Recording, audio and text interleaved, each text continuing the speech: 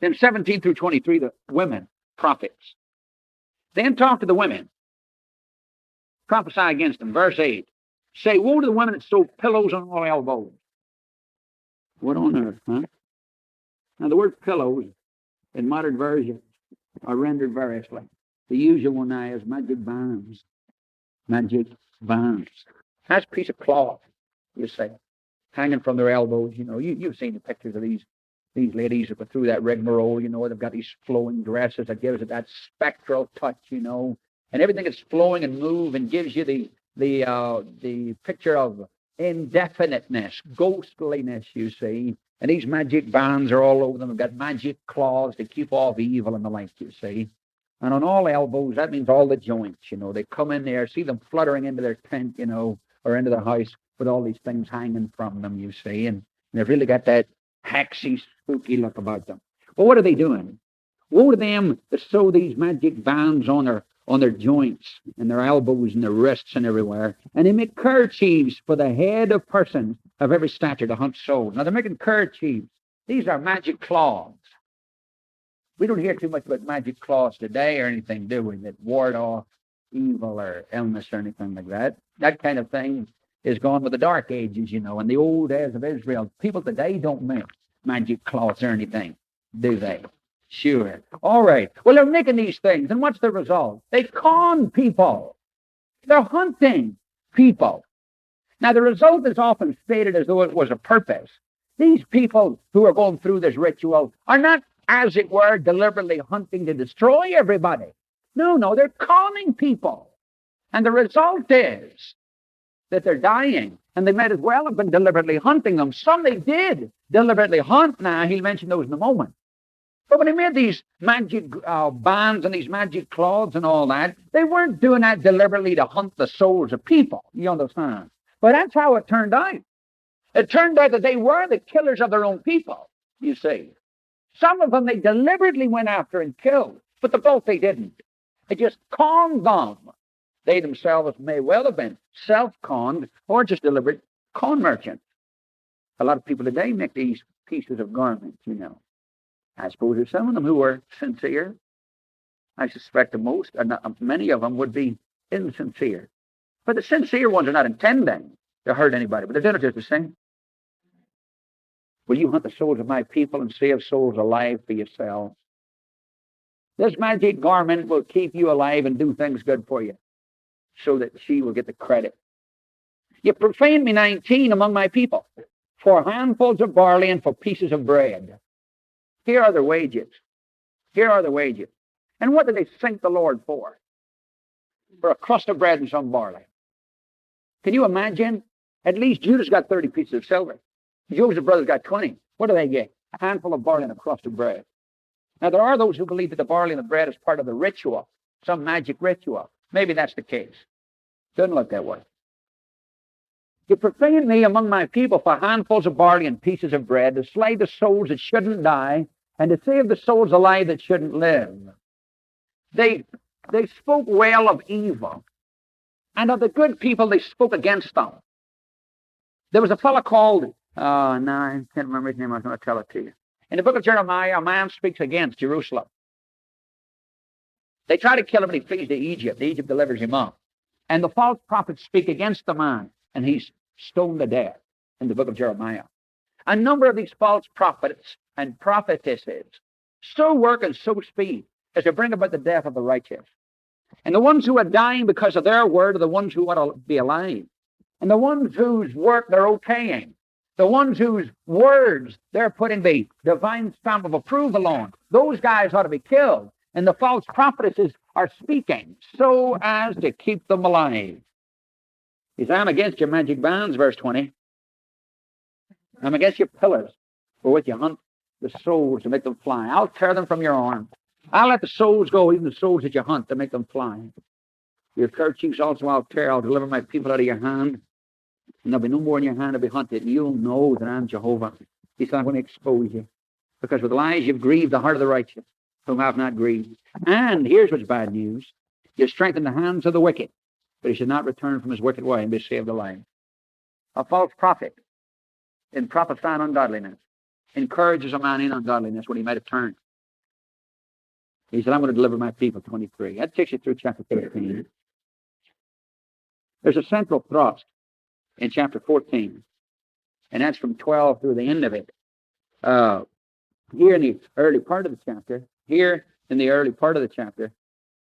wants to describe the visit of the elders, 14:1 through 11, the visit of the elders. Here come these elders of Israel. They sit down before him. The word of the Lord comes to him in verse 2. It said, Son of man, these men here. Now, this is incredible to Ezekiel, you see. He said, you see the men sitting in front of you look so pious, and everything's all right with them. They don't bow down the idols, do they? No, they don't have to, because they're taking the idols into their heart. So, they put the stumbling block of their iniquity before their face. Do you think I ought to be inquired of at all by them? He said, what do you think? Here they are sitting. They are the incarnation of idolatry. Do you think I ought to be inquired of them? Then he's asking Ezekiel. Ezekiel's not convinced. Still not convinced that the people need what God's going to bring on them. He says, what do you think? Do you think I ought to be inquired of by them? Verse 4. Speak to them. Say to them, every man of the house of Israel that takes the idols into his heart and puts a stumbling block with iniquity before his face and comes to the prophet, I, Jehovah, will answer him. I'll answer him according to the multitude of his idols. He said, tell them this. And Ezekiel opens his mouth and begins to tell his elders. And he says to the elders this, the Lord just said to me, that everybody that comes to him with the idols in their heart, God will give an answer. But it will be according to the idols in their heart. And you can be almost sure that those elders sitting there must have screwed up their face and felt salty. Verse 5, I may take the house of Israel in their own heart because they're estranged from me through their idols. Say this to them, return ye and turn yourselves from your idols and turn away your faces from all your abominations. For every one of the house of Israel or of the strangers that sojourn in Israel that separates himself from me and takes his idols into his heart, he's in trouble. Verse 8, I'll set my face against that man and I'll make him an astonishment. Verse 9, if the prophet be deceived and speak a word, this is warning to Ezekiel. What does Ezekiel want to say to these fellows? What does he want to say? He wants to speak comfort. Boy, this will come home to you when you get in an area where there are very few Christians. All around you, different kinds of people with different religious views. People you'll want. Just pat on the back, throw your arms around them and give them fellowship. You'll be tempted tremendously to offer them what you're not allowed to offer. And Ezekiel is now wanting to say to these fellows, hey man, it's all right. Call them father and approve of them, these old men. The Lord said, if you do that, you're enticed. You're deceived. And if the prophet be deceived and speak a word of approval, of course, I've deceived that prophet. I will stretch up my hand on him and I'll destroy him from the midst of my people Israel. He said, look, man, if you give him anything other than what I give you to give him, you're in trouble. I'll work your case also. He's given him an opportunity to sin. He's brought an opportunity to sin in front of him, and the man takes it. Now, the Old Testament writers never talk about intermediate elements. They never talk about intermediate elements. They always talk about the result. Since God permits it, since he's watching it all and permits it, it's attributable to the Lord. Samson wants a girl from Timnah, the wife of the Philistines, you remember? And the Bible says it was of the Lord, for the Lord wanted an occasion against the Philistines. And you would think that the Lord had worked it, where he had to marry a Philistine girl, which was against what God wanted. No. The point is that God oversaw the whole thing and let it develop that way, you see, that he might get what he ultimately wanted out of it. So the Old Testament writers never attribute anything to intermediate means. It's all ultimately attributed to the Lord because the Lord is in control of it all and lets it go that way. No. In 2 Thessalonians chapter 2, 10 and following, you talk about sending strong delusions. That doesn't mean that God, works on the guy with a strong delusion. No, it means he lets him have opportunities to meet strong delusion, which he knows the fellow will buy, you see. I'm not mad at anybody, you understand? But Mormonism is a strong delusion. And I met a family, and this is very important to me in my own experience, and you've seen something like it in your own. I talked to a family who told me they were going to become Mormons. The Mormons were in with them, and they were enamored with them. And I came to them on a Saturday and said, I'd like to talk to you about this. And they said, well, we don't know too much about it. The elders will talk to you about it. I said, well, fine, we'll do that and get them in. And they said, they can't be here today. We'll do it tomorrow. And so we were to do it that Sunday. And I said, now, before I leave, I'm coming back tomorrow. Let me tell you what will happen. And I told them exactly what would happen. Not exactly, but I told them what would happen. I'd ask them questions they wouldn't answer, and they would say, well, we'll get in touch with the bishops, and all that sort of stuff, which was par for the course. But these people didn't know it was par for the course. I said, now, I'll ask them a bunch of questions they won't know anything about it. And they'll tell you they'll get the answer somewhere else. And this lady said, oh, no, they won't. Those boys know, no. I said, well, okay, I'm just telling you. So I went to the home, and the elders turned out they weren't old enough to be youngsters, much less elders. And so we went into it, and sure enough, I would talk to the bishop about that one. Do you know that one? I don't know about that one either. But talk to the bishop about that one. That's all we got, for a couple of hours. And then they had to leave. So after they left, I looked at the man or woman and said, well, what do you think? And they just nodded. I said, now look, if I can show you proof positive, more material now from the Bible to expose this, what are you going to do about it? The lady said, I don't care what you show me. I'm going to stay with it. And I said, bye. 3 days later, they got him a telephone in. Now you think, Federally, a telephone, what's that? To us, about 10 years ago. It's a truckload. Anybody had a phone in order? I didn't have a phone then. Anybody had a phone was really well off, And so the Mormons bought him a phone. And that Captain made him a priest after the order of iron. And so they didn't want it. They didn't want the truth. They saw it. It was offered to them. And these guys fed them what they wanted. And God gave them the opportunity to do it.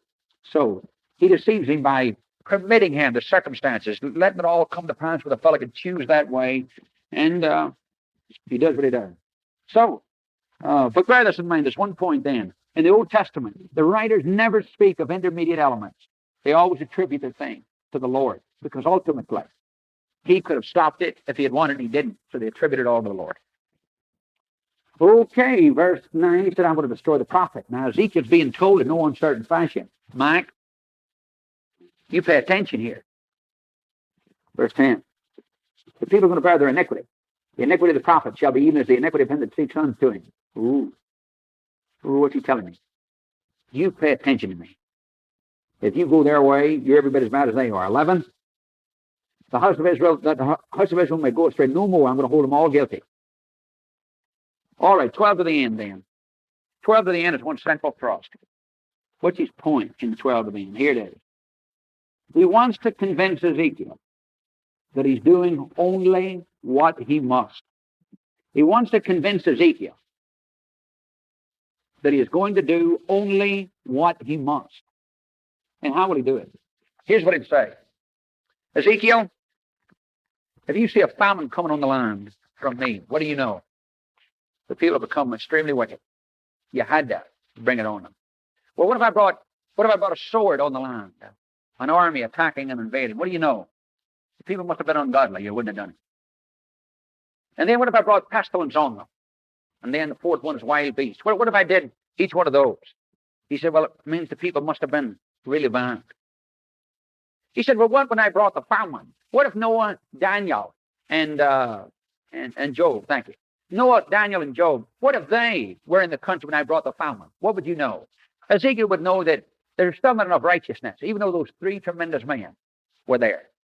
That wouldn't be enough righteousness to keep the people from being punished. They've just gone too far. Though there are some righteous in the nation, those three, he would still have to do what he has to do. Now, if he brings a sword, and Noah, Daniel, and Job are there, what do you know? He said, well, in spite of Noah, Daniel, and Job being there, you must have done what you had to do. He said, that's right. Now, what do you think of these people when I tell you that I'm going to bring my 4 sword judgments, all of them, on them at once? Well, what's the answer? Well, they definitely must have gone too far. Now, that there are some righteous in the nation, who's arguing? Nobody. And when Jeremiah will say, and Ezekiel will later say, I saw a man, one man, couldn't find one. Was that literally true? Huh? Jeremiah was over there, so was Baruch. It wasn't literally true. Jeremiah said, I saw a man too, in chapter 5, 1 and following, run through the city and see if you can find one that does righteousness. And if you can find one, I'll spare the city. Well, he was a righteous one himself. Baruch was. Shaphan was another. Number of righteous men. But there wasn't enough righteousness. That's the point. And when he says, go seek one, he doesn't mean literally one. He said, go take a good look. There's no righteousness in this nation. There's no righteousness that'll amount to anything. So he's telling Ezekiel, I'm not arguing that there are no righteous there. Of course there's some righteous there. But I might as well be nobody. The people have gone too far. I've got to hit them all. If I hit him with a sword and you know I've got to do it, if I hit him with a famine, you know I must have had to do it, then think what they're like when I'm going to bring all 4 sword judgments on them. So let's read through the text then very quickly. 13, the land sins by committing a trespass, and I stretch out my hand and take a staff of bread and send famine, and cut off from a man and beast. Though Noah, Daniel, and Job are in it, they deliver only their own souls by their righteousness, said the Lord. He said, now, even if they died, of course, they'd be right with the Lord. Their soul would be delivered, of course. But it wouldn't be enough to save the nation. It wouldn't be enough to keep the nation alive. He said, they've gone too far. Let me say it here so I won't have to say it later. Noah, Daniel, and Job are listed together. Now, Noah and Job are historical characters. That says to me immediately, though it's not conclusive, that says to me immediately Daniel is a historic character. Now, the liberals say, and R.K. Harrison agrees, that Daniel is the Daniel who's mentioned in some extra biblical writings of ancient times. He's a myth, like a kind of a Robin Hood. That'll never do. That'll never do. Noah, Daniel, and Job, 3 characters, well known to the Jews for their uprightness. And Daniel is Daniel. The book of Ezekiel is written in the 6th century B.C. He knows about a Daniel who's known for his righteousness here in chapter 14. And then in chapter 28, he's not only known for righteousness, he's known for his wisdom. In irony, he said to the king of Tyre, you're wiser than Daniel, aren't you? And there's no secret hidden from you. So Daniel is known for his righteousness, for his wisdom, and for his ability with secrets. Now, wisdom and ability with secrets are not the same thing, as you know from Daniel chapter 2. Wisdom and ability with secrets, as well as being righteous. Is there such a man in the Bible like that whose name was Daniel? Well, dear, of course there is. Ezekiel knew about him. So it couldn't be a myth of somebody's making done in the 2nd century, could he? He had to have been already known to Ezekiel. Now, the liberals, at the worst, the liberals put Ezekiel in the mid-4th century. Now, all you have to do is beat the year 168, and the liberal notion falls to the ground. That's all you have to beat. And if you can get this Daniel, the book of Daniel, in the mid-4th century, you've done the job, you see. But Ezekiel is 6th century. He knows a Daniel who's just the Daniel described in the book of Daniel.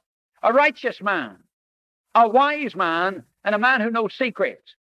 Ezekiel knows about a Daniel who is a righteous man, a wise man, and one who deals with secrets. Guess where he got it from? That Daniel is not a 2nd century myth. And the Daniel here, it's spelled differently in Ezekiel than it's spelled in Daniel. Big deal. Nebuchadnezzar is not the same as Nebuchadnezzar. There are different spellings for everything. And Ezekiel is spelled in Phoenician style. Well, that's not altogether remarkable, for in chapter 28, he speaks to Phoenicians. So why should that really be surprising? No, they don't. They give a 4th century date for Ezekiel. All you have to do is beat 168, you see. For now, mark it down what the liberals are after in Daniel. He wants them to have the book written after the events have taken place. To get it, of course, he didn't believe in verbal inspiration, a lot of other things you see. To get it written prior to and take us for Epiphanies is to have predictive prophecy in it. Then all his objection is shot anyway. He's got to have the book written, Daniel, I mean, so that there's no predictive prophecy in it. Because he's already made up his mind what biblical prophecy looks like. Biblical prophecy has no predictive element in it. The book of Daniel has predictive elements in it. So it's not biblical prophecy, you see. It's a figment of somebody's imagination. No. All you have to do is beat 168, and you've beaten the liberal view on Daniel. Now we're back in Ezekiel. And Ezekiel here says, if there were 3 of the top men, it wouldn't be any different. That'd still bring the following. Verse 15, evil beasts. Same thing through 16. Verse 17, a sword. Same thing through 18. Verse 19, pestilence. Same thing through 20. So what does he say in 12 through 20? He said, if I bring the famine, sword, pestilence, or beast. Now the wild beasts, when the people were taken off the land bit by bit, when people were deported chunk by chunk, certain areas were left desolate, and the wild animals started creeping out into the villages. and start multiplying on the land. And by, it becomes just a lair for wild beasts. And that's one of the marks of desolation. Deportation and the consequent multiplication of wild animals. He said, if I bring the famine, you know they've gone too far. If I bring the sword, they've gone too far. The pestilence, they've gone too far. And if wild beasts are in the land, you know they've gone too far. And I've had to punish them in spite of some righteousness. Now what if, verse 21, how much more when I send my 4 sore judgments in Jerusalem? Sword, famine, evil, beast, and pestilence to cut off man and beast. He said, what do you think? If I hit them with all 4, what do you know? They are in bad shape. They're in bad shape. He's trying to convince Ezekiel that he has to do what he has to do. Now he says in 22, I'm going to leave a remnant. The B part of 22, they will come forth unto you, and you'll see their wares and their doings, and what? And you'll be comforted concerning the evil that I've brought on Jerusalem, even concerning all that I've brought on it. In what way will he be comforted? He'll see how ungodly the people are, and he'll recognize that God had to do what he did. Verse 23, and they will comfort you when you see their ways and their doings, their evil way and their doings. And you'll know that I have not done without cause all that I've done in it. Now Ezekiel loves the people and thinks, man, that's just too hard. God said, when I show you the kind of people I've just judged, you'll recognize that I had to do it. And this arm is cancerous. Haven't you ever cried over something that you knew had to be done? Or, well, no, not that you knew had to be done. You were kind of tempted to believe it had to be done, but the cure seemed worse than the disease. Have you ever felt that way? My mother, some years ago, before she died, I wish I could say rest her soul. Oh, Lord, I must blame mother. One day she became ill, and I don't know exactly what the nature of her illness was. I know I was fairly young at the time. I think about 11 or 12. And she had become delirious. Well, she came down in her night attire one day. She was lying in bed, of course. And she came down in her night attire, and she had her purse, her handbag, as we call it. Had her purse, and she had her hat on. It was Wednesday or something. And she was all dressed up. And she was crying. And I walked in, and I said, what's wrong? She said, Alec won't let me go to church. My brother was standing there keeping her from going out the door. She was going to go out to church. She thought it was Sunday. And she was dressed up in a hat and a purse, but with her nightgown and all that stuff on, you see. And, man, it sort of distressed me to see her that way. She said, I want to go to church. And, man, I just started kind of sobbing inside. And I said, well, if you want to go to church, you know. See? And it was so silly of me. And Alec says, she can't go to church, you know, but that hadn't gripped me. Well, I sort of knew, but my emotions were talking. I was making no sense. And she was sitting there wanting me to say, go to church if you want to go to church. And my emotions wouldn't let me say anything else. I said, you want to go to church? You go to church, you know. And he turned on me and said, she can go, you know. And I was standing not knowing which end was So I know the feeling here. And you felt something like that in some other area in some way.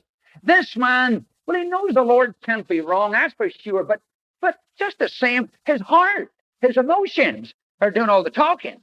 He said, I'll make it all right with you. I know you think I'm too hard, but I'll make it clear to you I'm not. What do you think about God for doing that? Isn't it great that God would bother to explain himself to a fella? Why did you say to him, son, if you don't shut up, I'll bury you with the rest of them? Huh? Isn't it remarkable that he didn't do that? That he constantly tells him, look, I've got to do this. Why bother? That's the way God is. That's the way God is. Chapter 15, simple. Let me tell you what's in it. We'll read through it quickly and leave it alone. The useless vine is in it. The figure, the parable of the useless vine. What will he say? He'll say, what good's a vine? Above all the other trees. What's its aim? No. Where does it get its name? Why is it worth talking about? The only thing a vine is good for is bring forth fruit. He said, now what can you not do with it? You can't make a coat hanger of it. You can't build a house with it. What can you do with it? You can't even hang a cup on it, he said. It's useless. What gives it purpose for living? Bearing fruit. He said, now that's true of a live one. If it didn't bring forth fruit, it's useless. What would it be like if it were burned? Less use.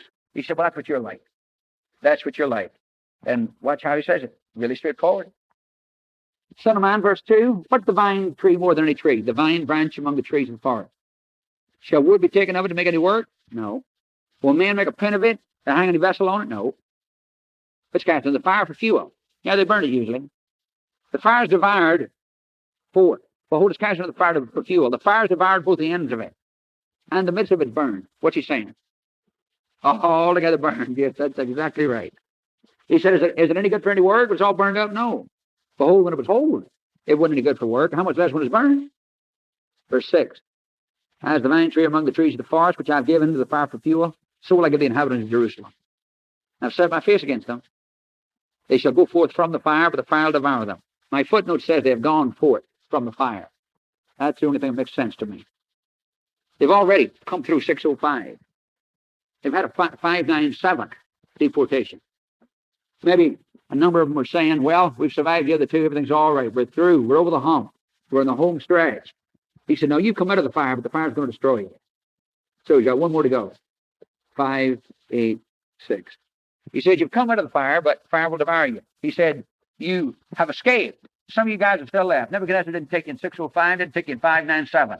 And you think because he didn't, that you're all right. No, no, no. You've come out of the fire. You've escaped the fire, but believe me, the fire is going to get you just the same. That's chapter 15. Really difficult chapter 15. Chapter 16. 1 through 14. Undeserved kindness. 1 through 14. Undeserved kindness. 15 through 59. 15 through 59. Inexcusable unfaithfulness. Inexcusable infidelity. And then 60 through 63. Reconciliation. 60 through 63. Reconciliation. What's he going to do here in chapter 16? We're not going to read it all. What he'll do in the first 14 verses is show Israel that he owed them nothing, that nobody cared for them, and the Lord went out of his way to make something of them. That's the first 14 verses. What's the figure that he'll use?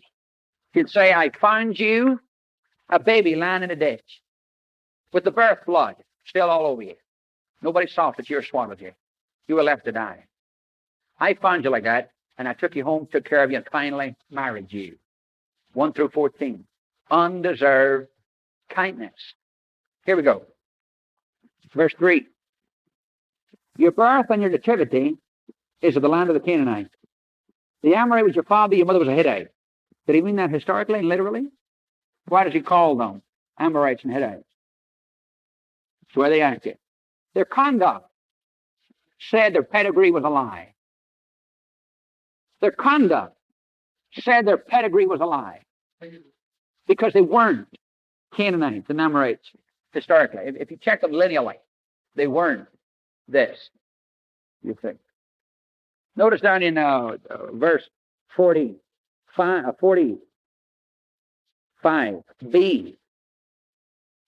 Make it C. Your mother was a Hittite, your father an Ammonite, your elder sister Samaria, and your younger sister Sodom. All right? He gives it a family connection. Lineally, they're not Canaanites. And then number 2, down in 45 and following, he links them up because of their conduct. Now, Jesus in John chapter 8 said to the Jews, I know that you're Abraham's seed. But then he said in 44, that was 39 and following, he said in 44, you're of your father, the devil. He said, I know you're Abraham's seed. And then he goes on to say, if you were Abraham's seed. So he admits they're Abraham's seed and yet denies they're Abraham's seed. They're Abraham's seed according to the flesh, but they're not Abraham's seed according to the spirit. He says here, you're the daughter of an Amorite and a Hittite, and you were born in Canaan. Well, hello. John 8, 39 through 44. In Isaiah chapter 1, in Isaiah 1, don't turn, let me do it. In Isaiah 1 in verse 10, he calls them rulers of Sodom and people of Gomorrah. Isaiah 1, verse 10. Now, we're back in Ezekiel 16.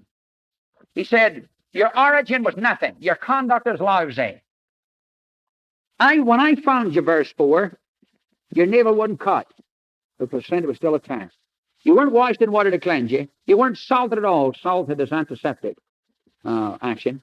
You weren't swaddled at all. They'd wrap them up. They'd get a big winding sheet. It was thin. And they'd wind them from the beginning to the feet. They'd just wrap it around like a bandage. And the only thing they left uncovered was their face. The sound, the Hebrew tells us. Nobody swaddled you or anything. Verse 5, nobody pitted you. They threw you in the open field. Verse 6. I passed by, I saw you weltering in your blood. I said, though you're in your blood? Ah, yes, though you're in your blood, live. I caused you to multiply. You grew, verse 7, and everything was fine. Verse 8, when time passed by, it was a time for you to be married, the time of love, and I spread my skirt over you. Look at Ruth chapter 3 and verse 9. Ruth 3 and verse 9. When she wanted Boaz, remember, she went in and lay at his feet and put the skirt over him. That was a token of acceptance, you see. He wakes up and discovers that's where she is, and he lets her stay there with his cloak over her, skirt over her. Ruth 3 verse 9, saying, I have accepted you. You're going to be mine. 9, I washed you with water, washed away your blood, and anointed you with oil. I did all good things for you, verses 10 and following. Put bracelets on you, verse 11. Put earrings and rings on your nose, verse 12. You were decked in gold and silver, 13, and gave you honey and oil and everything. And 14, your renown went forth among the nations for your beauty. Now notice this is national beauty, for it was perfect. Now notice perfection and beauty here. It's national, you say. It's ideal, of course. There's perfect beauty. Bear that in mind. When we get to Ezekiel chapter 28, some fellows want to make the king of Tyre into the devil because of something like this. You were perfect in all your ways until iniquity was found in you. Well, Israel was also said to be perfect, you see. And it's not talking about sinlessness. It's just talking about it was a nice kingdom. All right, that was through 14. Did all of that, made her a great kingdom, married her, and everything was fine. Then 15 through 59, inexcusable infidelity. Then what happened?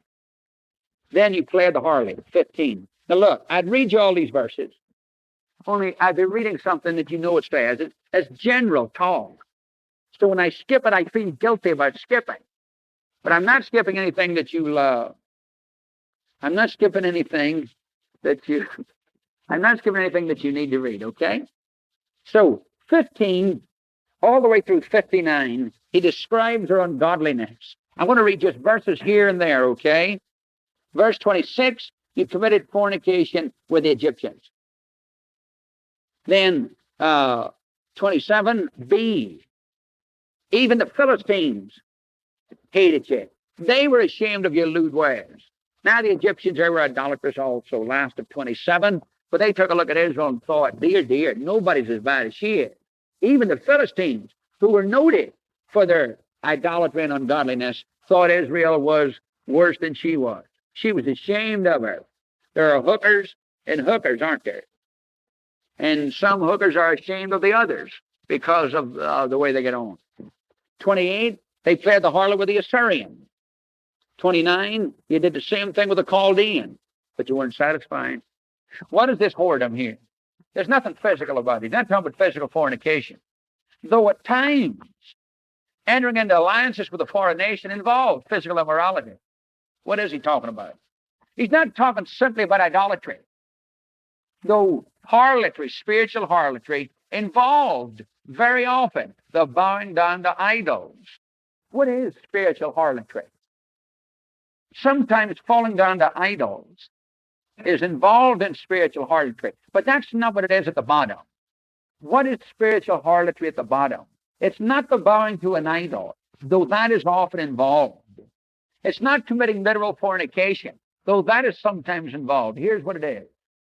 It's making alliances with foreign nations. That's it right there. It's making alliances with foreign nations. Now, I'll say it once more, in case you missed the point. Idolatry is often involved in this. And sometimes literal fornication is involved. But harlotry is the deserting of the Lord and making alliances with other nations. It's making alliances with other nations. There'd be no fornication. There'd be no cheating by wives on husbands if the husband totally satisfied the wife. There'd be no cheating by the husband if the wife totally satisfied the husband. Not saying that there's anything wrong with a partner sinned against. No, no. But I'm saying if I find my wife in every way satisfying, I won't cheat on her. If she finds me satisfying totally, she won't cheat on me. The fact that she would cheat on me or I would cheat on her would make it clear there was something wrong with our relationship. I'm not saying it would be wrong in her, but I would find her lacking, you see, though she may not be lacking in herself. And if Israel had found God totally satisfying, they'd never have gone to another nation. They would not have gone to another nation. Now, in 30 and following, describes how anxious she is to commit fornication. She refuses 34. You're different from other women in your whoredoms, in that none follows you to play the harlot. Nobody goes as far as you'll go. You give higher, and no higher is given to you. Harlots usually charge for their services. He said, you don't. You go out and pay people. He said, you go, you don't have to. So keen are you. Well, that'll take us through 43. Now, use a proverb, he says. As is a mother, so is her daughter. 45. You're the daughter of your mother. You act like your mother. Who's your mother? Your mother's a Hittite. See? Her moral pedigree is Hittite and Amorite. Your sister, 46, is Samaria, your older one. Your younger one is Sodom, 47. But you didn't walk in their ways. You didn't do after their abomination. But as if that were a very little thing, you did even worse. You did worse than Sodom. You did worse than Samaria. They don't believe that. They don't believe it. Why don't they believe it? If they had been worse than Sodom, where would they have been? In the tombs already. If they had been worse than Samaria, where would they have been? In the tombs already. For God lets them go to their peak and then buried them. He never buried Samaria 5 minutes before her time. He never burned out Sodom 5 minutes before her time. They had reached their peak. Their cup was full, and that's why God bombed them out. Now, if she was worse than those two, she would have already gone. So she doesn't believe it. She doesn't believe it. So God is speaking over and over again to make it clear to her that she is. Well, in what sense was she worse than they? Because she had seen. She had more light to sin against. And there is a greater sin and a lesser sin. There is. Jesus believed that. Pilate said, I have the power to kill you or let you go. He said, you're right, you do. You got it from heaven. Therefore, greater is the sin of those who delivered me unto you than yours. So he believed in greater sins and lesser sins. Now, all unforgiven sins will cost you heaven, but there are some sins greater than others. Common sense tells you that, but that's not what does the job. The Bible tells you that. I just give you a scripture on it. And the scripture here says you were worse than the others. If all sins were equally bound, then nobody's worse than the other. They're equally bound. A boy who steals a loaf because he's hungry and hadn't eaten in a day and a half is done wrong. But don't tell me that that boy has done something as wrong as Al Capone or Adolf Hitler or some of those other turkeys. What was Sodom noted for in her guilt? What do we know it for? Homosexuality, period. Put your period there. That's not what God knew it for. Verse 49. She had pride, fullness of bread, prosperous ease was in her. She didn't strengthen the poor and the needy. She was arrogant, and she was homosexual. Therefore, I took him away. Why was Sodom burned? Because she was homosexual. But that was only one of the things. She was arrogant, pride fell, she prospered, everything went her way, wouldn't help the poor, didn't care about them, or the needy. That's why God bombed her out. Samaria, 51. She hadn't committed half of your sins. You've multiplied your abominations more than they. And you've justified your sisters by all your abominations which you have done. What does that mean, they've justified their sisters? What does it mean? Huh? Yeah. Made them look good. Miami makes Sodom look like a city of Boy Scouts. London and some of those other cities, like Constantinople, Istanbul, make places like Lubbock in New York look like Sunday school party people. He said, you made Samaria look good. Your conduct makes Sodom look good. 53. I'll turn again their captivity. The captivity of Sodom and her daughters, the captivity of Samaria and her daughters. What's he going to do? He's going to bring back Sodom. He's going to bring back Sodom and Samaria. I'll tell you what, If you hold a literal interpretation of all Scripture, you've really got your trouble here. Now, what we're interested in here is the restoration of Sodom. That's what's tricky, you see. And if you're a premillennialist, you've definitely got troubles here. Because if Sodom is going to be restored, then there's something definitely wrong with the book of Jude. For Jude says in verse 6 that Sodom, or is it verse 7, that Sodom has suffered a punishment of eternal fire. That is verse 7. They were set forth as an example, suffering the punishment of eternal fire. So they're never to come back up again. If Sodom's going to come back, then the people who died in Sodom are going to have to be restored from wherever they are right now, brought back into the world to be restored to their former state. And you remember reading in chapter 16 what their former state was. Man, they were prosperous and everything went well with them. Those people are going to have to be resurrected and brought back again, you say. Well, you know that's not possible. But how is it then in 53 and following that I'll turn again the captivity of Sodom? How is it in 55 your sister Sodom and her daughters will return to their former state? How is that possible? What's the point here? Huh? Pardon me? Food. Yeah, but it says Sodom's going to be restored. It says Sodom itself. And I would turn again their captivity, the captivity of Sodom and her daughters. And then in 55, Israel, the Judah in particular, Judah, your sister Sodom, and her daughters will return to their former state, and Samaria and her daughters will return to their former state, and you and your daughters will return to your former state. So who's going to come back up again? Sodom and Samaria and Judah. Well, what's his point? Well, why is he talking about the restoration out of Sodom? Oh, no, he says he's going to restore their former state. She's going to be blessed, is what he says. Well, that's not his point. He says in 53, I will turn again their captivity. That is, he'll restore them from where they are, you see, destruction.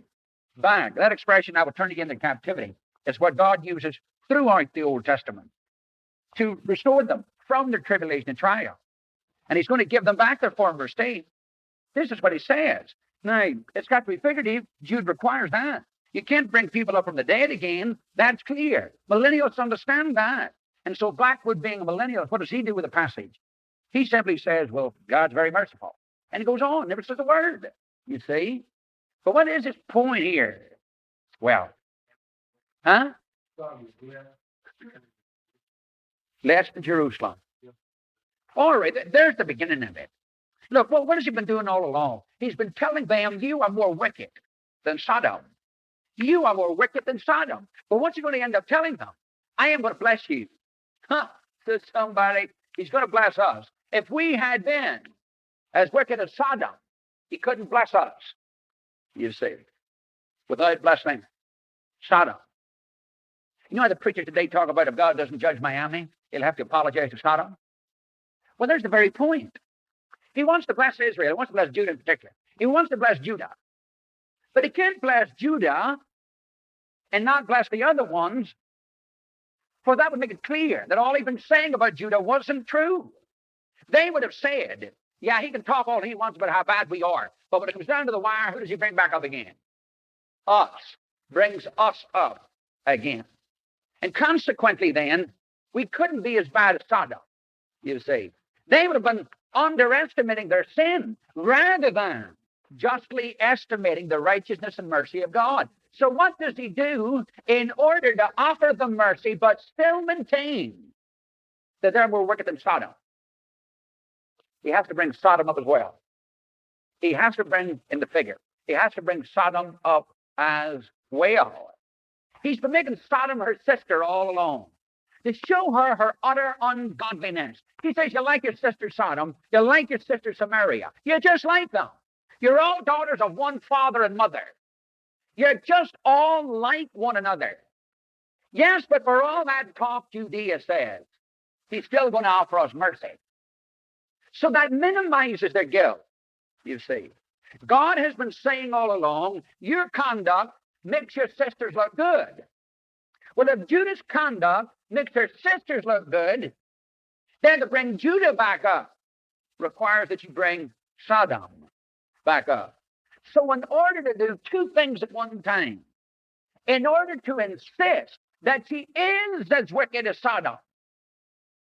And in order to stress the mercy that he wants to give to her, two things at one time, he's got to bring back Sodom and Samaria. Why is he going to have to judge Judea? Why? Because he judged Sodom and Samaria. Why is he going to have to raise Sodom and Samaria? Because he's going to raise Judah. Because he's going to raise Judah. So what is God doing in the text? He's declaring to Judah her terrible wickedness, in spite of the fact that he's going to show her mercy. They may get the definite impression he's going to show us mercy because we're not as wicked as he's been saying. He said, no, that's not the truth. You are as wicked as I've been saying. In order to show you mercy, I've got to show Sodom mercy. But will he literally show Sodom mercy? No. No. Why did he judge? Why does he have to judge Judah? Because he had to judge Sodom and Samaria. If then he hadn't judged Judah, it would have looked like, he shouldn't have judged Sodom and Samaria. But now that he has, picture it done, now that he has judged Judah, and see all three of them on there, Judah, Samaria, and Sodom. In order to bring up Judah, he's got to bring up the other two. Remember, he started a figure. He started a figure early on. Your father, mother, Amorite, and Hittite. Your two sisters, those two over there. None of that was literally true. Judah was not as wicked over the long haul as the other two, but extremely wicked. And in one sense, looking at the life that she had, every bit as wicked and more as Sodom and Samaria. Why must he judge Judah? Well, why must he judge Judah? Because he judged Sodom and Gomorrah. And he said, you've made them look good. No. But he wants Judah back up. He doesn't want Sodom back up. He doesn't want Samaria back up. He never restored Samaria. But he will restore Judah. And he will restore David as the king, you remember, and all Israel will now go to a Judean king. Hagar. Have you been in the minor prophet yet? Hagar. Hosea. You remember how it says Hosea will abide some days, Israel will abide in chapter 3. Some days without teraphim, without king, without sacrifice or ephod. And then, says the last phrase, they will return unto David, their king. In the mid-10th century, Israel busted with Judah. They no longer had, from the 10th century on, David as their king, or a David child as their king. But after the captivity, after they have been in there without idolatry and without the Lord as king, the day will come when they, Israel, who hadn't now since the 10th century, they would all appeal to Judah, David in particular. Now, God will bring back up Judah. Literally speaking, he will restore the tabernacle of David, won't he?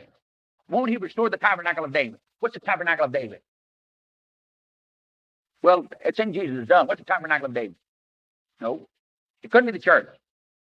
It said, I will restore the tabernacle of David, which is fallen down, and I will repair the breaches thereof. What's the tabernacle of David?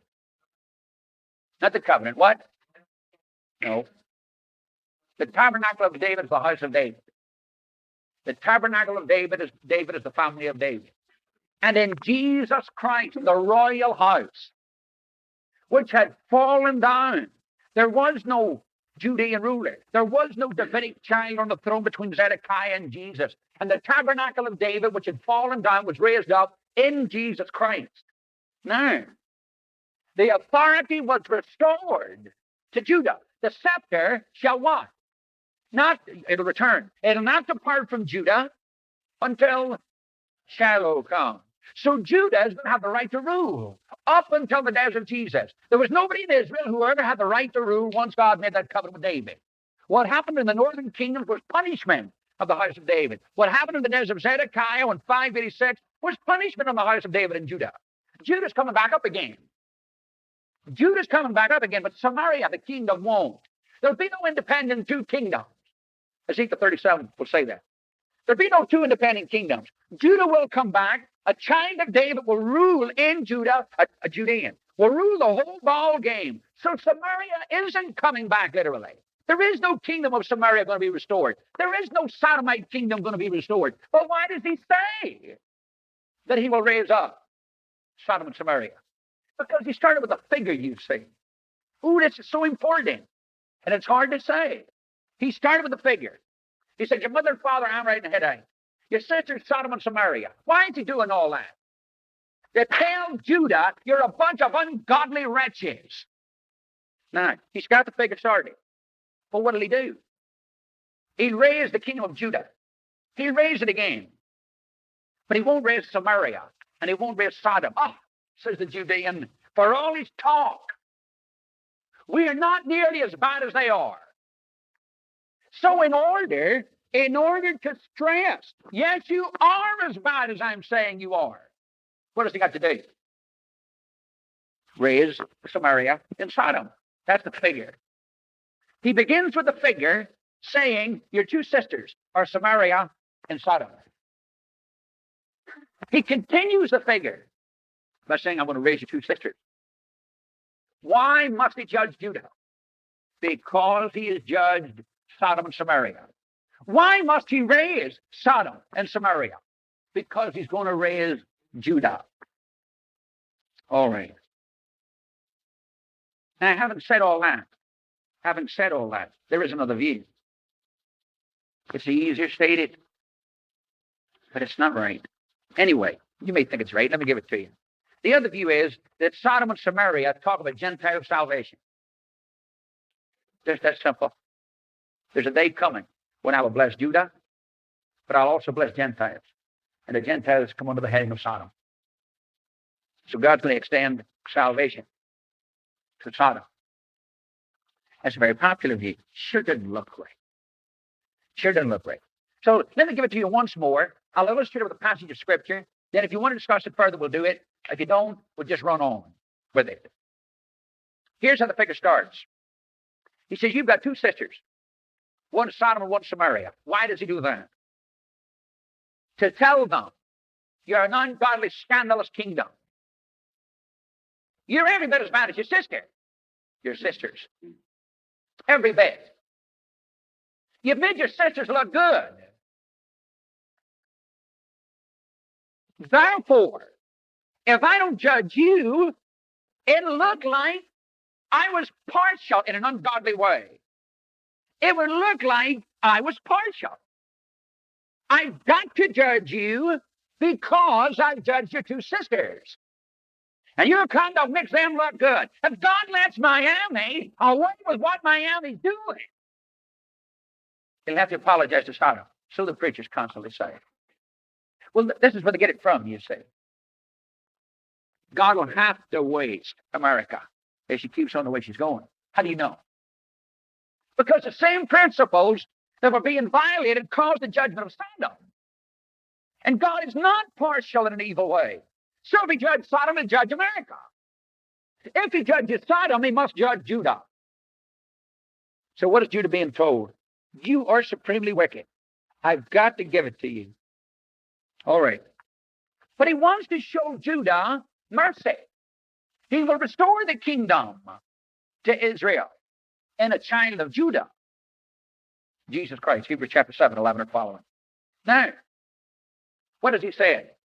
He said, I've got to bomb you out before I bombed your two sisters out. Guess what? How's he going to tell them now? I'm going to show you mercy and not show mercy to them. He's already adopted a figure. Well, he won't let go. And in order to show how ungodly they are, he said, to show you mercy, I've got to show mercy to these other two. That's the figure he uses. He will not raise up the kingdom of Sodom. He will not raise up the kingdom of Samaria. He will raise up the kingdom of Judah. And somebody will say, well, since he's going to raise up and not raise those two up, clearly we're not as wicked as they are. He says you are as wicked as they are. I just want to show you mercy. And in order to make the point that I will show you mercy in spite of your terrible ungodliness, he sticks to his figure and raises up the two sisters. Why must Judah be judged? Because the two sisters are judged. What does that prove? What does the fact that he judged Sodom and Samaria require? That he judged Judah. But if that's true, if that is true, then he's got to raise up Sodom and Samaria. If he doesn't raise up Sodom and Samaria, he will make it appear that all they've been saying about Judah's guilt has just been talk. So he starts with a figure and ends with one. Turn with me to Isaiah. Chapter 19.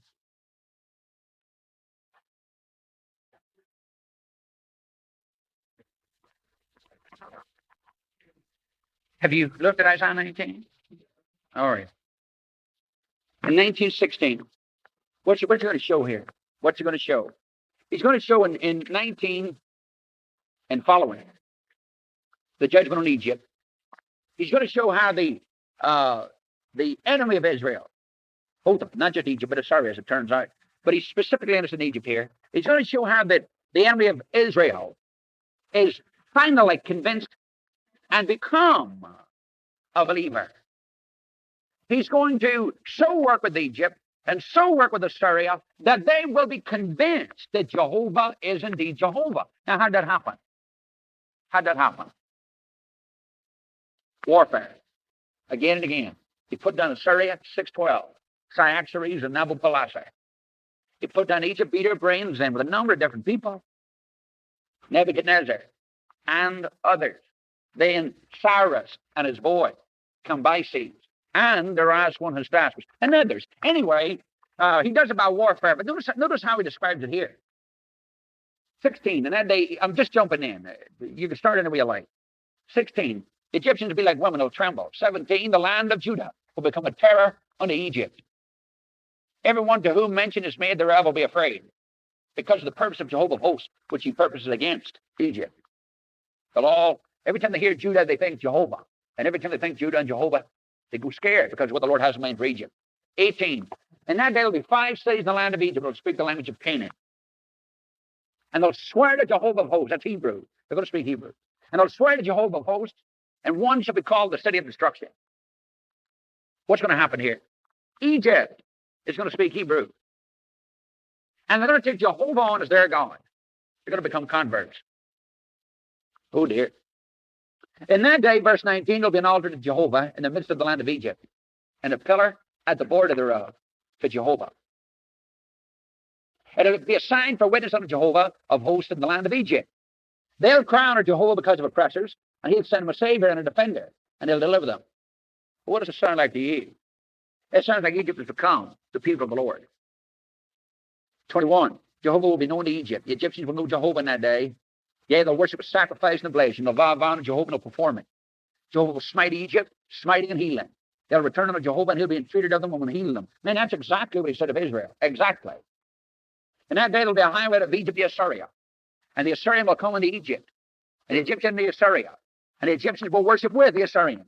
And in that day shall Israel be the third with Egypt and Assyria, a blessing in the midst of the earth. For that Jehovah of hosts has blessed them, saying, Blessed be Egypt, my people, and Assyria, the work of my hands, and Israel, mine inheritance. What about all this? Here's the prophet's way of saying. Now, we're in the days of Isaiah, you see. And in the days of Isaiah, who was the opponent? Assyria, and Egypt was always one they were calling on, of course. But Egypt was their opponent, using Israel. Chapter 20 makes that clear. Don't depend on Egypt. Now, chapter 19, what are we being told here? That Israel will be vindicated. Israel will be seen to have the truth and the true God. How does he describe it? By saying that Israel will beat the fire out of Egypt and Assyria? No. How does he do it? He says Egypt and Assyria become converted. And they take God on as their God. They adopt him and swear by him. They build altars in the land and they come together to worship the Lord. They acknowledge Jehovah of hosts. So what do you find in Isaiah 19? You find in Isaiah 19 the vindication of the Jew being described in the conversion of two enemies, Egypt and Assyria. And Egypt and Assyria become God's people. And someone says, well, I don't like that. I don't give a hang what you like. I didn't write the book. It's written in there. Now, there's an easy way to handle all this. And what is it? Don't handle it. See? Just when you come to those passages, step over them, say. Skip over them. There's the thing to do right there. See? And then the real thing to do is, when you're working on it, you can't handle it, get to be resentful. See? That's the thing to do. Get mad at the Lord, you see. Or get mad because you can't really get a handle on it right away. That's the thing to do. See? Isn't it? Huh? Huh? All right. Yes. There's the thing to do, you ungodly wretches. Yes, sir. All right. What you've got to do is, you've got to get the Scripture open, and if you have to work on it, work on it. Now, what are the prophets often in the process of doing? They will tell you real basic truths in different ways. How do they tell in chapter 19 the vindication of Israel, that Israel has the truth, that Jehovah of Israel is indeed the Lord? How does it say it in chapter 19? He says it in chapter 19 by saying, Assyria is going to adopt me as their Lord. Egypt is going to adopt me as their Lord, and 3 nations will worship me everywhere. That's how he says it in 19. How does he say it in other places? He said, I'm going to bury Assyria and shall never rise again. Well, what's going on here? The same thing is being said from 2 different angles. What's the final result? Jehovah is seen to be Lord. In one passage, how is he seen to be Lord? Assyria says, our God, you see. Our God. In another passage, how is Jehovah seen to be Lord?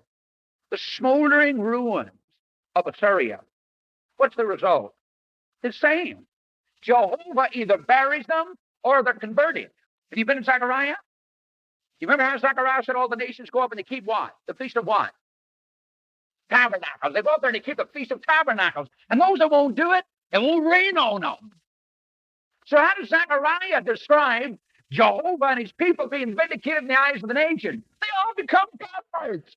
They all go up there and they rejoice with the Jew and his most joyous feast. They say, good old Jew, we're glad things are going your way. And people, 7 men, will grab hold of the skirt of a Jew and say, we'll go with you. We hear Jehovah's with you.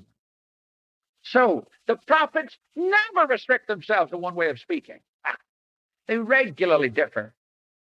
Now, what's all that got to do with what we're talking about? Here's why. In order to show the terrible iniquity of Israel, Judah in particular, Judah.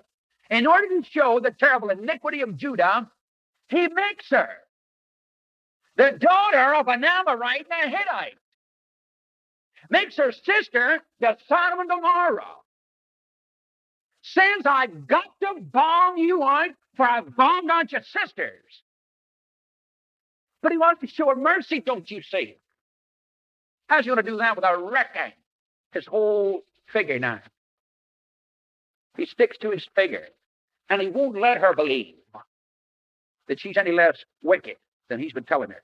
And so he says, in order to show you mercy, I've got to raise up that disgusting and abominable Sodom and that terribly iniquitous Samaria. In order to show you blessing, I've got to raise them up. Because since I've judged them, I'll have to judge you. That brings you through 59. Then in verses 60 through 63, wonderful reconciliation. Reconciliation in 60 through 63. 1 through 14, undeserved kindness. 15 through 59, incredible, unnecessary infidelity. And then 60 through 63, reconciliation. He said, I'm going to bring you back. All right. Chapter 17 is easy stuff. Easy. 17, 1 through 5, the first eagle. 1 through 5, the first eagle. 7 through 10, the second eagle.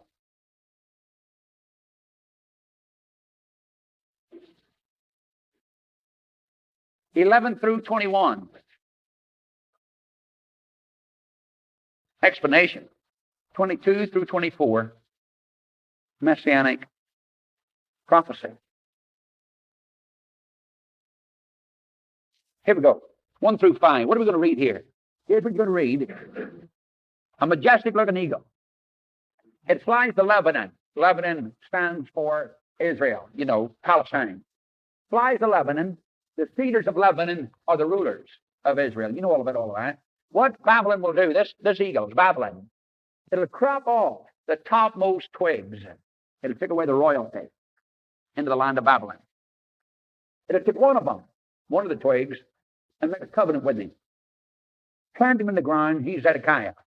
He's growing to a kingdom, intended to flourish, but as a willow tree. That'll be all right for a little while. The willow will turn into a vine. Change the figure. And it'll spread its wings toward another eagle. The other eagle is Egypt.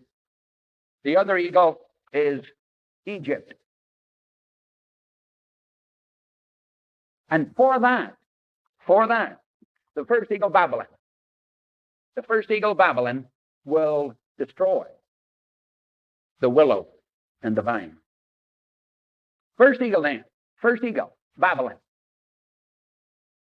Watch how simple this is. Verse 2, a riddle, a parable. Verse 3, a great eagle, Babylon, describes in, nice looking, comes to Lebanon and takes the top of the cedar. That's the royalty.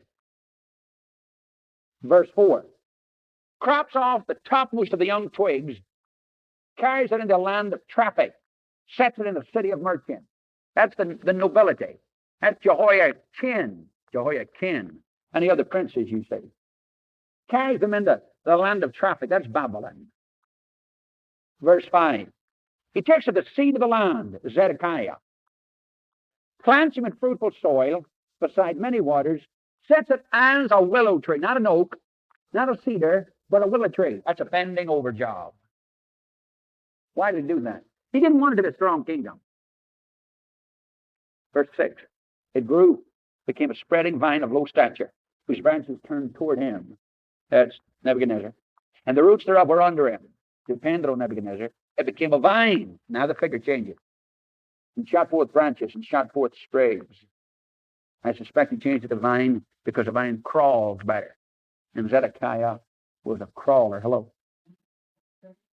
The figure, it was a willow tree. Verse 5, yes. And it grew and became a spreading vine, you see, in verse 6. All right. There's a relationship between Babylon and Judah. What happened? Babylon came, took away Jehoiachin and the other nobles. In the place of Jehoiachin, puts up Zedekiah, enters an agreement with him, wants him to have a kingdom, but didn't want him to have a big, tough kingdom. That's why he took away the nobles, you see. So things went well for a very short period. But Egypt's over there. So what will happen? Zedekiah will appeal to the second eagle. Zedekiah will appeal to the second eagle for help to rebel against the first eagle. But you know the result of it. Babylon will come and do him in. Verse 7 and following. Verse 7 through 10. Another eagle describes it. Behold, this vine that bent its roots toward him, shot forth its branches toward him from the beds of the plantation that he might water it. He was planted in a good soil by many waters, that it might bring forth branches, that it might bear fruit, that it might be a goodly vine. You say too, say thus saith the Lord. Will it prosper? Will that vine prosper? Will the willow tree prosper? No. Shall he not pull out the roots thereof? That's the first eagle. Shall the first eagle not put up the roots thereof and cut off the fruit? That it may wither, that all its fresh springing leaves may wither, and not by a strong arm and much people cannot be raised from the roots thereof? Being planted, shall it prosper? No. Shall it not utterly wither? When the east wind touches it, it'll wither in the beds where it grew. He's saying that the appeal to Egypt will fall through. And that's exactly what happens. 11. The word of the Lord comes, verse 12. You know what these things mean? Tell them. The king of Babylon came to Jerusalem. He took the king of it, the princes thereof, brought them to Babylon. He took the seed royal, Zedekiah, made a covenant with him, brought him under an oath. That's important. 2 Chronicles 36:13. 2 Chronicles 36 and verse 13. He brings him under the oath, makes him swear by Jehovah. Brings him under an oath. And he took away the mighty of the land, last phrase of 13. Why did he take away the mighty of the land? Verse 14. That the kingdom might be base, that it might not lift itself up, but that by keeping this covenant, it might stand. But he, Zedekiah, the vine, the willow tree, rebelled against him, Babylon, the first eagle, in sending his ambassadors into Egypt, that they might give him horses and much people. That's Hophra, Pharaoh Hophra. Shall he prosper? Shall he escape the deserts then? Shall he break the covenant and yet escape? 16, he won't do it. He won't do it. As I live, said the Lord, surely the place where the king dwells that made him king, whose oath he despised, and whose covenant he break. Either with him in the midst of Babylon he'll die. Zedekiah's going to die in Babylon. 17, Pharaoh won't be able to do the job. 18, for he despised the oath by breaking the covenant. Verse 19, therefore thus said the Lord, as I live, surely my oath that he despised, and my covenant he has broken, and I will bring it even upon his own head. He brought Jehovah into this, you say. Swore by Jehovah. And that brought the Lord in on it. And bringing the Lord in on it, here's what Zedekiah said to Babylon. I'll swear by the thing greatest to me, Jehovah. And then he despises the oath. What does that let you know about Jehovah? Rinky dink, nothing. Zedekiah makes Jehovah appear nothing. Ooh, that's an insult to Jehovah. So, get in the hammer. 19. I'll bring it on his head. 20. I'll spread a net and bring it to Babylon. 21. All the fugitives in his band will fall by the sword. That's through 21. Straightforward enough. Now, 22 through 24 is a messianic prophecy. Now, you remember what Babylon did. They took a twig, planted it by waters in good soil, and couldn't get what he wanted. But what God going to do? He's going to take a twig, plant it on a high mountain, and going to get what he wants out of it. Here's Jesus. I'll take the lofty top of cedar, the royal line of Judah. I'll take the lofty top of cedar. Oh dear. And that remarkable, he called the lofty top of cedar to Jesus, laid in a cattle shed when first born. I will take the lofty top of cedar and set it. I will crop off from the topmost of its young twigs a tender one. That reminds me of Isaiah 53, verse 2. He grew as a root out of dry ground. What about a root out of dry ground? What are the chances? Negligible. Shouldn't survive. Shouldn't survive. Where would you plant a tender twig? On a high mountain top? No, you'd put it in the soil by the water. He would do things normally. You would make sure that thing got everything. Put it in the glass house if you needed to. That's not what God does. Puts it on a mountain. What's being stressed here? The difficulty, humanly speaking, of the undertaking. God get the job done. God will get the job done. A shoot will come into the roots of Jesse. And he will plant one on the top of a lofty mountain. 23, in the mountain of the height of Israel, I'll plant it. Ah, yes. And it'll bring forth boughs and bear fruit, a goodly cedar. All the birds, this, that, and the other will come under it. 24, and all the trees of the field will know that I, Jehovah, have brought down the high tree and exalted the low. I've dried up the green. I've made the dry tree to flourish. I, Jehovah, have spoken. I've done it. What happened to Judah? It looked like God was a weakling. No, sir. And the proof that God is no weakling is that he can take a tender twig, plant it at the top of the mountain of Israel, and it prospers and grows in the mighty kingdom. After Zedekiah, who's the king of the Jews? None till whom? Oh, yes. After Zedekiah, there's only one king of the Jews. Never be another. Jesus. And he is the top, the tender one at the top of the cedar. God plants him in Zion. This is what he's doing.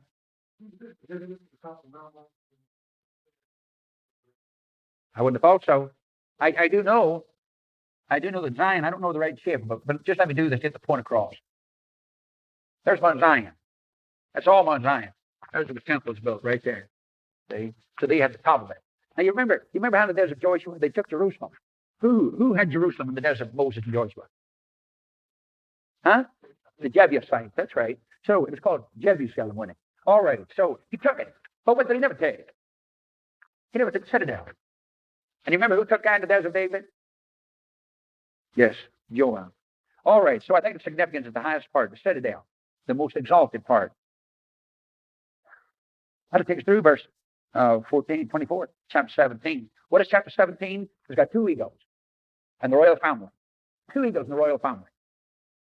Takes away Jehoiachin in the Babylonian captivity with the nobles. Makes Zedekiah the boss. Wants it to work out all right. Wants it to work all right. And that's what Jeremiah's preaching over there while Ezekiel is preaching. While Ezekiel's preaching in Babylon, Jeremiah's preaching over here. Stay with the Babylonians. Do as you're told. Everything will be all right. And they don't believe a word of it. They don't believe a word of it. So he appeals to the second eagle, Egypt. And Babylon comes and destroys him for it, and the Lord swears, I will use Babylon to bring him under. But then the day will come to make it clear. You see, all the while, this is crucial to the understanding of these prophets. Every time somebody, here comes Assyria against Israel. No, here comes Assyria against Damascus. Damascus got their gods. Syria, that is. And Assyria comes against Syria. And Assyria says, we've got the most powerful God. And Damascus says, no, we've got the most powerful God. And Assyria says, put up your dukes. And whoever beats the other one clearly has the most powerful God. Well, that's a good conclusion, surely, for after all, if the Damascus God was stronger than the Assyrian God, then the Damascus God wouldn't let his children go under the heels of the Assyrian. And that's what the Assyrians said. The proof of it is that our gods are these gods. Look what we've done to all the nations, you see. And all their gods, look what we've done. Taken the right and stomped them into the air, tromped them down. Our gods have got to be better gods than the other gods. And when Jehovah's people went off into captivity, what did everybody think? Same thing. Same thing. So it's crucial for the Lord to foretell what's going to happen. No surprise. But it's also crucial for God to bring them back. It's also crucial for God to let them know. When this happens, I want you to know it's not because I'm weak, but it's because I'm saying it ought to happen. And then when it happens, nobody's surprised. Somebody says, coincidence. God says, well, all right, not only did I foretell what I was going to do, and this is going to happen, I'm going to vindicate you in a coming day. That's why the Jew has to have the gospel preached to him in the first century. That's why it's got to go to the Jew first. That's why the blessing has got to issue from the Jew to the whole world. To you and me, Gentiles. So what was happening in the days of the prophets? The Gentiles were stomping the Jew under. And what was the Jew saying? We've got the truth. Jehovah is a true God. Well, sure, you know. Sure he is. Watch this. Oh, see, he's kicking the ark all over the show. He has to create the temple. How could God be their God? How could their God, pardon me, how could their God be the real God, the number one? If they're doing to Israel what they want to do. Well, nobody believed that God was doing it too because of their ungodliness. Yeah, somebody says, well, that's his story. But it's being done anyway. And God says, well, I'll just show you. Babylon, you beat the fire out of my people. Yes, yeah, exactly. All right. Now, Cyrus, you beat the fire out of Babylon. Exactly. All right. Now, he-goat, you beat the fire out of that ram. All right. Indescribable beast, you beat the fire out of that he-goat. And that's exactly what happened. And then he says, okay, I want Israel back now ruling. And up comes the Judean. Rules the world. Chapter 18. Let me tell you what's in 18. I'm going to go through it quickly. It's a straightforward chapter. No difficulties in it. The background of it is Manasseh, king of Judah, who's carried off into Assyrian captivity, but because of his repentance, he's brought back home again. But the Bible says in 2 Kings, in chapters 21 and chapter 23, we're told that his conduct leads to Israel being sent into, Judah in particular, being sent into captivity. In 2 Kings 21, 11 and following, because Manasseh, king of Judah, has done these abominations and has done wickedly above all that the Amorites did that were before him, and has made Judah also to sin with his idols, the Lord's going to bring upon Jerusalem and Judah such an evil that whosoever hears of it, both his ears will tingle, you see. And then in chapter 23, and verses, the whole chapter 23 tells you what Josiah had done, but in spite of all that reformation, the Lord wouldn't turn back from what he swore he'd do to Israel, Judah. 2 Kings 23, 26 and 27 tells this. 2 Kings 23, 26 and 7. In spite of all of this, Jehovah turned not from the fierceness of his great anger, wherewith his anger was kindled against Judah, because of all the provocation wherewith Manasseh had provoked him.